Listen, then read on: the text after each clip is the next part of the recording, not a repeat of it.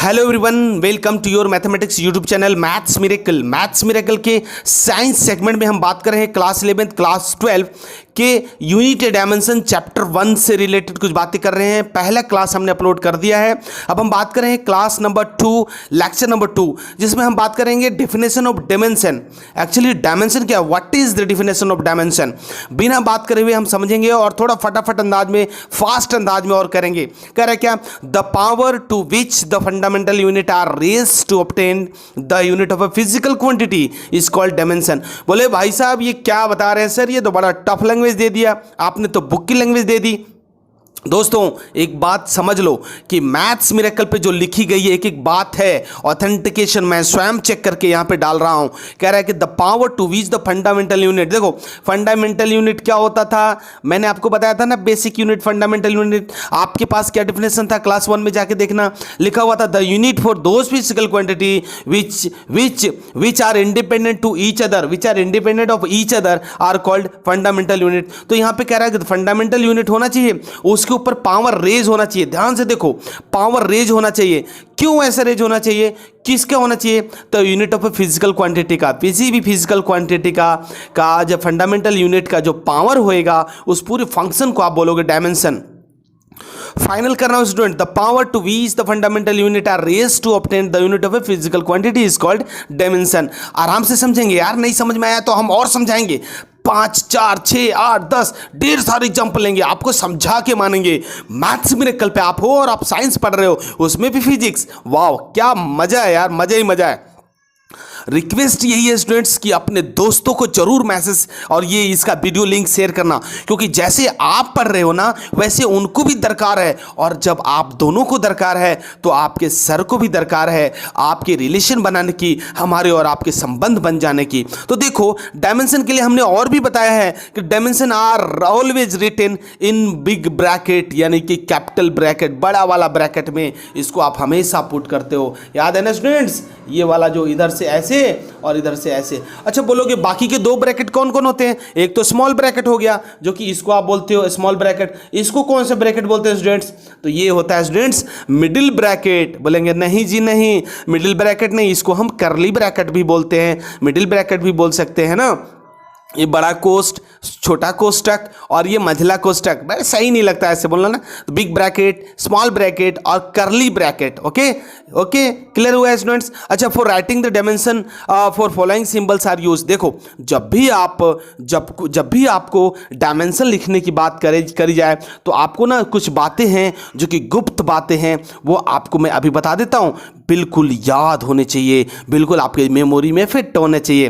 कैसे यार, देखो जरा, मास जहां पे बात होगी, जहां भी मास होगा, मास द्रव्यमान मास, हिंदी मीडियम इंग्लिश मीडियम दोनों आ जाओ, मास जहां पे मास की बात होगी कैपिटल एम से डिनोट करोगे, किससे, कैपिटल एम से। उसके बाद जहां भी लेंथ की बात होगी, लेंथ तो समझ रहे हो ना स्टूडेंट्स, आपकी कितनी लेंथ है, बोलोगे सर 5 फुट 2 इंच, और आपकी मैडम आप बोलोगे सर 5 फुट 1 इंच 3 इंच, आप बोल सकती हो ना। इसके बाद मास हो गया, मास को एम से, लेंथ को एल से। क्या याद करने में दिक्कत आ रही है, टाइम को टी से, क्या याद करोगे यार, ये तो ऐसे याद हो रहा है।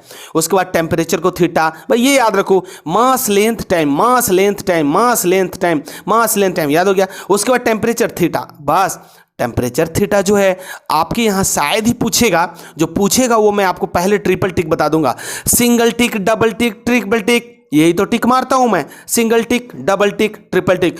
यूट्यूब के इतिहास में ऐसा कहीं भी क्लासेस नहीं मिलेंगी, आप चाहे कोई भी क्लास खोल के देख लीजिए, सिर्फ और सिर्फ मैथ्स मिरेकल पे साइंस सेगमेंट में आपको साइंस की क्लासेस मिल रही हैं, वो भी जबरदस्त फटाफट अंदाज में। और आप इनिशियली स्टार्ट कर रहे हो, बिल्कुल भूखे हो, बिल्कुल सोए हुए बच्चे हो, बिल्कुल आपको नंबर कम आए हैं मैथ्स में, क्लास 10th में या क्लास साइंस में 45 नंबर लाए हो, 35 नंबर लाए हो, 55 नंबर लाए हो, इवन 60 नंबर लाए हो यार, तो कोई टेंशन नहीं है, आप आइए, चाहे आप के नंबर कितने भी हो, मैथ्स आपको सिखा के रखेगा, साइंस से सारे रिलेटेड आपको बता के रखेगा। तो हमने आपको याद कराया था कि for writing the dimension of mass length time आपको 2-3 बातें याद रखनी है, एम एल टी, एम बोले तो मास, एल बोले तो लेंथ और टी बोले तो टाइम, और टेम्परेचर को हम थीटा से डिनोट करते हैं। कहीं पे एंगल आ जाता है स्टूडेंट्स, तो हम एंगल को नो डायमेंशन, इसमें कोई डायमेंशन नहीं होता ना। अभी भी डाउट हो रहा है तो देखो कैसे हम फटाफट लिखते हैं। जैसे अगर कहीं पे बात हो गई कि सर मुझे डायमेंशन लिख के दिखाओ ना स्पीड का, तो स्पीड का क्या होता है? Distance upon time. क्या होता है? Distance upon time. क्या होता है? Distance upon time. डिस्टेंस क्या है? एक तरह की लंबाई है, एक तरह की लंबाई तो है यार। यहां से साइंस एकेडमी से आपके घर तक की दूरी है ना, आपके घर से आपके पापा के ऑफिस की दूरी क्या है? एक लेंथ ही तो है। लेंथ को हमने बोला हमेशा बिग ब्रैकेट में लिखना है। किस में लिखना है? बिग ब्रैकेट में। तो एल को बिग ब्रैकेट में लिखो ना यार, और टाइम को टी लिखो ना यार। अभी तो लिखा है तुमने टाइम को टी, दोनों कैपिटल। अच्छा अब देखो दोनों बड़ा ब्रैकेट में होना चाहिए, तो अब एक साथ अरेंज करो तो क्या होगा? नीचे वाला टी जो ऊपर जाएगा, ऊपर होने के साथ ये पावर में माइनस चला जाएगा। देखो नीचे वाला टी जो है अगर ऊपर जाता है एल के साथ शिफ्ट होएगा तो अपने साथ माइनस लेके जाएगा। तो माइनस बोलोगे क्या फिजिक्स में? अबे नहीं भाई, इसको बोलेगा एल टी माइनस वन। ऐसे बोलोगे, क्या पढ़ोगे? L T minus one. तो अब बोलेगे सर ये ब्रैकेट भी पढ़ना पड़ेगा क्या? नहीं, इसका मतलब है डायमेंशन, डायमेंशन को इंडिकेट कर रहे हो। तो ये हो गया आपका एल टी माइनस वन। तो स्पीड का क्या हुआ? डायमेंशन, तो एल टी माइनस वन। उसी तरह से एक्सेलरेशन की बात करेंगे। एक्सेलरेशन क्या होता है? देखो वेलोसिटी अपॉन टाइम, जोश जुनून बिल्कुल रहना चाहिए। वेलोसिटी अपॉन टाइम, वेलोसिटी क्या होता है? Distance upon time. वेलोसिटी का फॉर्मूला डिस्टेंस अपॉन टाइम। ये वाला टाइम यहाँ पे रखा हुआ है, तो टाइम टाइम दो पर टाइम हो गया। देखो T into two T square. अब टी स्क्वायर जो ऊपर जाएगा तो माइनस के साथ चला जाएगा। एल पहले से था, टी ऊपर से जाकर एल टी माइनस वन। यार कुछ भी डाउट हो, माँ कसम कुछ भी डाउट हो तो आप मेरे से पूछ सकते हो। मैं आपका फ्रेंड हूँ, आपका दोस्त हूँ। आप जब भी चाहो हम बात करेंगे फोर्स का। मैसेज लिख दो ना, जब भी चाहो कमेंट लिख दो ना कि इस पॉइंट पे हमें दिक्कत आ गई, कुछ भी कर दो ना, मेरे पास तो आ ही जाएगा। मैं आपको तुरंत बता दूंगा, एकदम झटके में बताऊंगा। मेरे पास बहुत ही टाइम है, जब कभी पूछो, जब कभी भी पूछो, इमीडिएट आंसर मिलेगा बाबू, इमीडिएट आंसर। मेरे दोस्त, मेरी परियां, मेरे गुड्डे, मेरी गुड़िया, सबको इमीडिएट। फोर्स देखो, फोर्स का formula M into A, mass into acceleration, mass into acceleration. अब देखो ना, एम को तो एम से डिनोट करोगे। हाँ, ब्रैकेट याद रखना है हमेशा बड़े ब्रैकेट में। एम को मास, एम मतलब मास, एस एक्सेलरेशन, एक्सेलरेशन का अभी तो लिखा है एल टी माइनस टू, तो आप यहाँ पे छाप दो ना एल टी माइनस टू। अब सबको शिफ्ट करो ना, M into L T minus two, multiply करके एक साथ कर दो, M L T minus two हो गया ना। अगर इसको हम यूनिट की बात करें तो एम का होगा के जी, एल बोले तो लंबाई है ना, एल बोले तो लंबाई, लंबाई का देखो ना मीटर, और समय का क्या होगा? समय स्क्वायर। इन टोटल बातों को क्या बोलते हैं हम? न्यूटन। इन्हीं बातों को बोलते हैं न्यूटन, कुछ नहीं है न्यूटन, यही है न्यूटन। अच्छा उसके बाद वर्क, और हम देखते हैं work F into S, F into S. F बोले तो फोर्स, फोर्स का ये पूरा का पूरा छाप दो, तो देखो M L T minus two हो गया ना, M L T minus two. और एस बोले तो क्या है? स्पीड, स्पीड मतलब एक तरह का लेंथ हो गया। एस बोले तो स्पीड, स्पीड बोले तो एक तरह का लेंथ, लंबाई तो है, यहाँ से यहाँ तक स्पीड में गए हो तो लंबाई तो नापा आपने, वो लंबाई हो गया। तो देखो एम तो एम हो गया, अब एल यहाँ पे और एल यहाँ पे, तो एल कितने हो गए? दो हो गए ना स्टूडेंट्स, तो एल स्क्वायर हो गया, और टी माइनस टू तो ऑलरेडी था, तो टी माइनस टू। तो इसी तरह से वर्क का जो डायमेंशन हुआ क्या हुआ?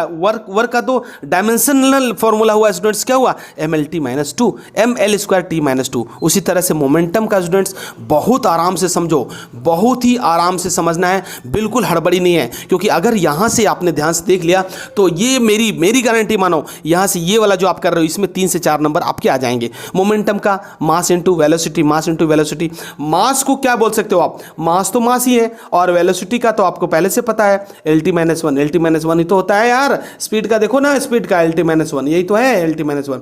मल्टीप्लाई करो M L T minus one, हो गया ना। फ्रीक्वेंसी का 1/t, फ्रीक्वेंसी का क्या होता है फॉर्मूला? 1/t, 1/t। तो देखो टी ऊपर चला जाएगा तो टी माइनस वन है ना। उसी तरह से अगर आप बात करोगे स्टूडेंट्स, प्रेशर का क्या होगा? प्रेशर का force into area, force into area क्या होता है? Force into area. अब फोर्स का क्या होता है स्टूडेंट्स? आपने लिखा है ना एम ए, और इसका क्या फॉर्मूला होता है? देखो M L T minus two, तो आप यहाँ पे रख दो फोर्स की जगह M L T minus two. और उसी तरह से एरिया, एरिया बोले तो लंबाई गुने चौड़ाई, लंबाई गुने चौड़ाई। हालांकि चौड़ाई भी तो एक लंबाई है, चाहे लंबाई छोटी है चौड़ाई से, चौड़ाई छोटी है लंबाई से, बट एक तरह का लंबाई तो है। तो एल इंटू एल यानी कि एल स्क्वायर। अब जब शिफ्ट करो तो देखो एल ऊपर में एक है और नीचे से 2 जाएगा तो माइनस वन हो जाएगा, तो M L minus one T minus two. बोले सर ये कैसे हो गया सर?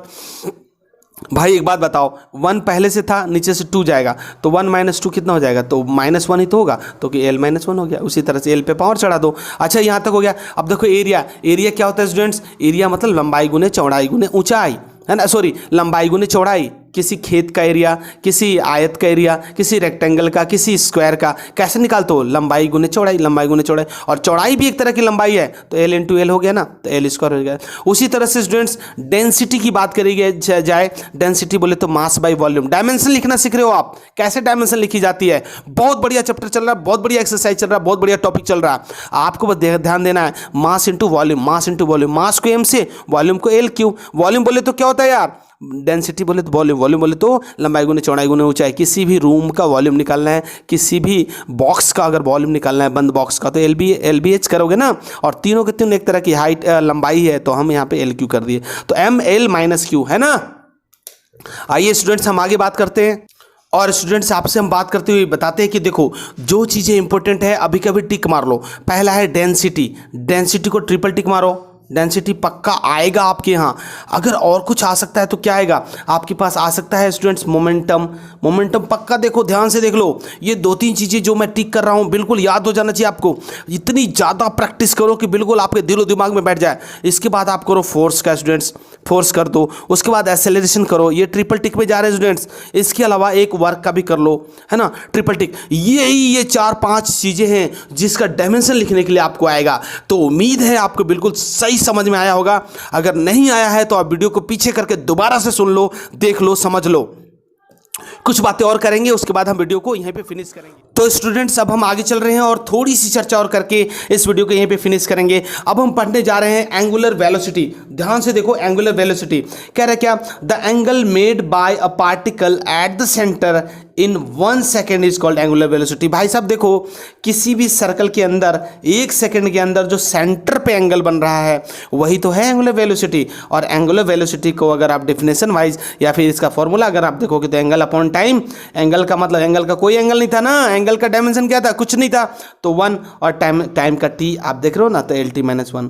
तो एंगुलर वेलोसिटी का क्या हुआ? L T minus 1। उसी तरह से स्टूडेंट्स अगर मैं बात करूं डायमेंशनल इक्वेशन क्या होती है, आप देख रहे हैं डायमेंशनल इक्वेशन कहता है द यूनिट, देखो the unit, the relation, actually क्या है डायमेंशनल इक्वेशन का? The relation between unit and dimension of a physical quantity is called dimensional equation. बहुत बढ़िया कह रहा है क्या डायमेंशनल इक्वेशन? ध्यान से सुन लो कि the relation between unit and dimension of a physical quantity is called dimensional equation.